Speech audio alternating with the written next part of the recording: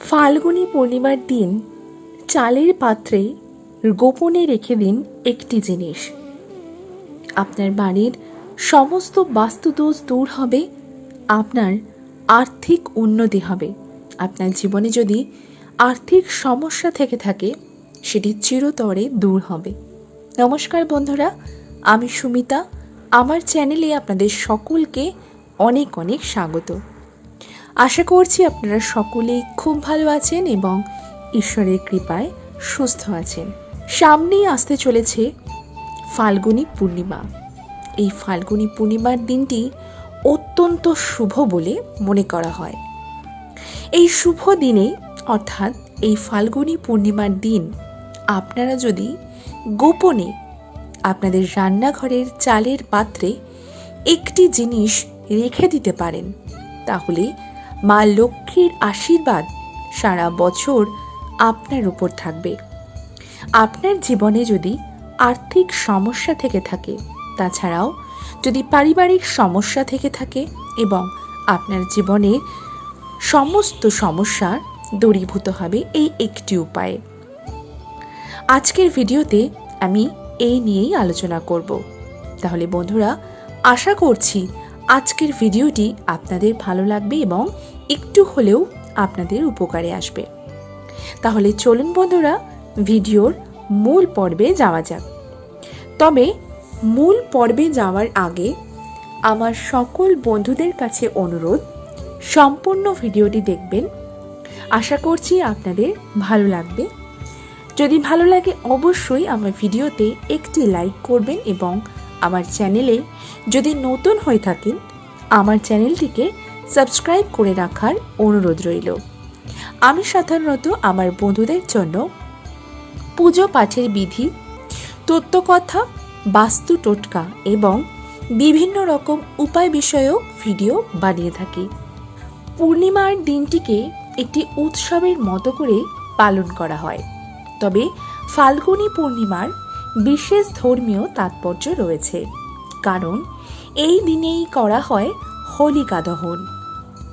ফাল্গুন মাসেই জন্ম হয় চাঁদের এবং পূর্ণিমার তিথিতে চাঁদ তার 16 কলা পূর্ণ করে।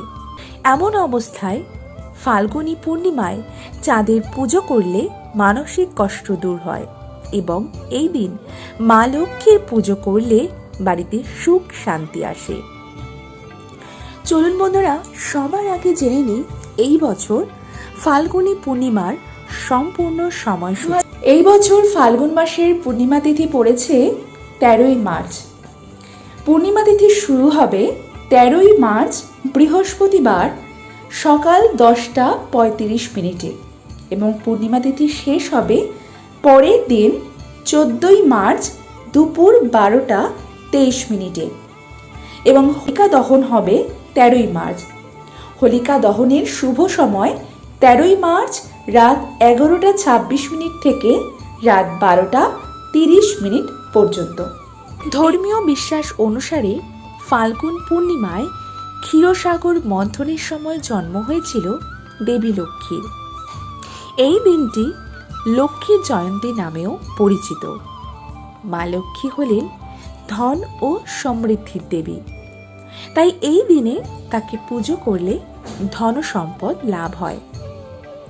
লক্ষ্মী জয়ন্তীর দিনটি সম্পদ ও সমৃদ্ধির দেবী লক্ষ্মীকে খুশি করার জন্য অত্যন্ত গুরুত্বপূর্ণ। ফাল্গুন পূর্ণিমায় রাজা হিরণ্যকশ্যপ তার পুত্র প্রহ্লাদকে হোলিকায় পুড়িয়ে মারার চেষ্টা করেছিলেন, কিন্তু শ্রী হরি বিষ্ণুর প্রতাপের কারণে প্রহ্লাদের কোনো ক্ষতি হয়নি। বন্ধুরা, অনেক সময় এমন হয় আমাদের জীবনে নানা কারণে একাধিক সমস্যা লেগে থাকে।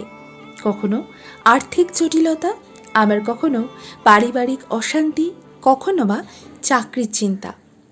কখনো কখনো সমস্যা এমনভাবে ছেকে ধরে যে আমরা কি করব আর কি করব না তা ভেবেই পাই না। সমস্যা থেকে মুক্তি পাওয়া যায় না। এছাড়াও অনেক সময় এমন হয় যে কোনো কাজই মনে হয় সফল হচ্ছে না, যেদিকেই যাওয়া হচ্ছে সেদিক থেকেই বাধা। দীর্ঘদিন চেষ্টা করেও কাজে আপনি অসফল হচ্ছেন। পরিবারে অশান্তি, ঝগড়া, ঝামেলা লেগেই আছে, তাহলে বুঝবেন যে আপনার বাড়িতে নেগেটিভ শক্তির প্রভাব রয়েছে অথবা আপনার বাড়িতে কোনো বাস্তু দোষ আছে। আজকে যে আমি উপায়টি বলবো, সেই উপায়টি যদি আপনারা এই ফাল্গুনী পূর্ণিমার দিন করতে পারেন, তাহলে আপনার বাড়ির বাস্তু দোষ দূর তো হবেই, তাছাড়াও আপনার বাদবাকি যে সমস্যা রয়েছে, পারিবারিক সমস্যা, আপনার আর্থিক সমস্যা অথবা ব্যবসায়িক কিংবা চাকরি ক্ষেত্রে সমস্যা, সমস্ত সমস্যার সমাধান হবে। তাই আপনারা কি করবেন আজকের ভিডিওতে আমি আপনাদের বলে দিচ্ছি, চলুন জেনে নিই। সবার প্রথমে এই ফাল্গুনী পূর্ণিমার দিন, যেহেতু এই দিন দোল উৎসবটি পালন করা হয়, তাই রং খেলার প্রবণতা কিন্তু থেকেই থাকে। তাই এই দিন সকাল সকাল ঘুম থেকে উঠবেন। ঘুম থেকে ওঠার পর আপনারা বাড়ি ঘরদোর খুব সুন্দর করে পরিষ্কার করে নেবেন। নেওয়ার পরে প্রথমে আপনারা স্নান সেরে নেবেন। স্নান সেরে শুদ্ধ বস্ত্র ধারণ করবেন। যেহেতু এই দিন দোল, আপনারা একটু উজ্জ্বল রঙের বস্ত্র ধারণ করবেন। তারপর ঠাকুর ঘরে যাবেন এবং আপনার সিংহাসনের যে সমস্ত দেবতা রয়েছে তাদের পুজো করবেন এবং মা লক্ষ্মীর বিশেষ পুজো করবেন। মা লক্ষ্মীকে ঘট বসিয়ে খুব সুন্দর করে সাজিয়ে আপনারা পুজো করবেন এবং ভোগ দেবেন এবং আরতি অবশ্যই করবেন।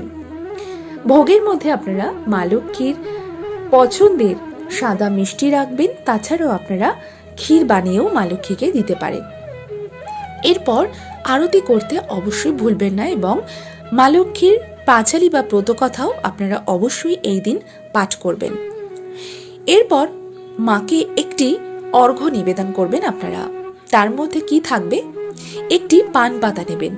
পান পাতাটি যেন অবশ্যই ছেঁড়া ফাটা না হয় সেদিকে খেয়াল রাখবেন। পান পাতাটি খুব সুন্দর করে আপনারা গঙ্গা জল দিয়ে ধুয়ে নেবেন। গঙ্গা জল দিয়ে ধুয়ে নিয়ে তারপর শুকনো কাপড় দিয়ে মুছে পান পাতাটি শুকনো করে নেবেন। তারপর পান পাতার মধ্যে আপনারা 3টি সিঁদুরের ফোঁটা দেবেন। তার সাথে পান পাতার মধ্যে আপনারা কয়েকটি সামগ্রী রাখবেন। সেগুলি কি কি? সেগুলি হলো একটি সুপুরি, একটি হলুদের গাঁট, একটি 16 আনা বাজার চলতি, যেটা বাজারে ভ্যালু রয়েছে, সেই রকম একটি 16 আনা অর্থাৎ 1 টাকার কয়েন, এবং তার সাথে দেবেন আপনারা 7টি লক্ষ্মী কড়ি। লক্ষ্মী কড়ি কোনগুলি? যেই কড়িগুলির উপর দিকটায় হলুদ হয়, অর্থাৎ হলুদ কড়ি। আপনারা এটি যে কোনো দর্শকমার ভাণ্ডারে পেয়ে যাবেন। এই সমস্ত সামগ্রীগুলির ওপরে একটি করে আপনারা সিঁদুরের ফোঁটা দেবেন এবং একটি ফুল সহযোগে মা লক্ষ্মীর চরণে নিবেদন করবেন। আপনারা এটি 25 তারিখে করছেন, অর্থাৎ যেদিন দোল, সেদিন আপনারা সকালবেলা ঘুম থেকে উঠেই আপনারা মা লক্ষ্মীর চরণের কাছে এটি আপনারা নিবেদন করবেন। তারপর যথারীতি আপনারা সারাদিন ব্যতীত করবেন এবং দোল খেলবেন, রং খেলবেন। এরপর যখন পূর্ণিমা ছেড়ে যাবে, অর্থাৎ এরপর আপনারা যখন সন্ধেবেলায় সন্ধে পুজো দেবেন, ঠিক তখন আপনারা এই কাজটি করবেন। সন্ধে পুজো দেওয়ার সময় আপনারা সব জায়গায় আপনাদের বাড়িতে, আপনাদের তুলসী তলায় প্রদীপ দেখাবেন, সমস্ত বাড়িতে ধূপধুনো দেবেন এবং আপনাদের যে নিত্য পুজো আছে সন্ধেবেলার, সেটি অবশ্যই সম্পন্ন করবেন। করার পর ঠাকুরের সামনে থেকে সমস্ত ফুলগুলি আপনারা তুলে নেবেন। ফুল রয়েছে আপনারা যেগুলো অর্পণ করেছিলেন সেগুলি তুলে নেবেন এবং সাথে সাথে মা লক্ষ্মীর চরণের কাছে আপনারা যেটি রেখেছিলেন পান পাতার উপরে সামগ্রীগুলি, সেগুলি সেইখান থেকে সংগ্রহ করবেন। করার পর পান পাতাটি আপনারা সেই ফুলের সাথে বিসর্জন দিয়ে দেবেন এবং পান পাতার ওপরে যে সামগ্রীগুলি ছিল, যেমন একটি 1 টাকার কয়েন, একটি সুপুরি, একটি হলুদের গাঁট এবং 7টি হলুদ কড়ি, এই সমস্ত জিনিসগুলি একটি হলুদ কিংবা লাল, এই 2টি রঙের যে কোনো একটি রঙের কাপড়ের মধ্যে ভালো করে পুটুলি বেঁধে নেবেন। পুটুলি বেঁধে নেওয়ার পর আপনারা সেই পুটুলিটি কি করবেন? আপনাদের রান্নাঘরে যে চালের পাত্রটি রয়েছে, সেই চালের পাত্রের মধ্যে যতটা হাত যাচ্ছে ততটাই ঢুকিয়ে রাখবেন। কিন্তু এই উপায়টি যখন আপনারা করবেন, তখন যেন আপনাকে কেউ দেখতে না পায়।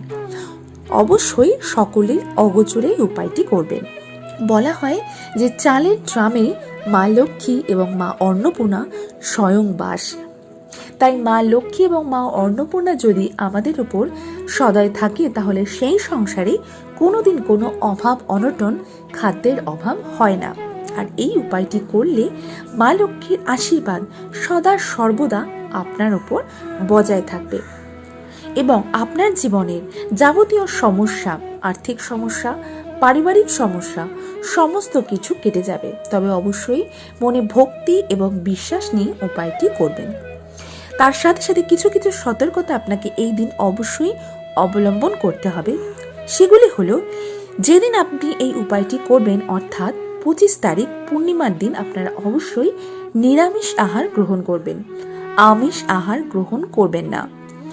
এই জিনিসটি অবশ্যই খেয়াল রাখবেন। এবং এই দিন কোনো ধরনের কালো রঙের কাপড় পরিধান করবেন না। উজ্জ্বল রঙের কাপড়, সেক্ষেত্রে লাল, হলুদ কিংবা সবুজ, এ ধরনের উজ্জ্বল বর্ণের কাপড় আপনারা ধারণ করবেন।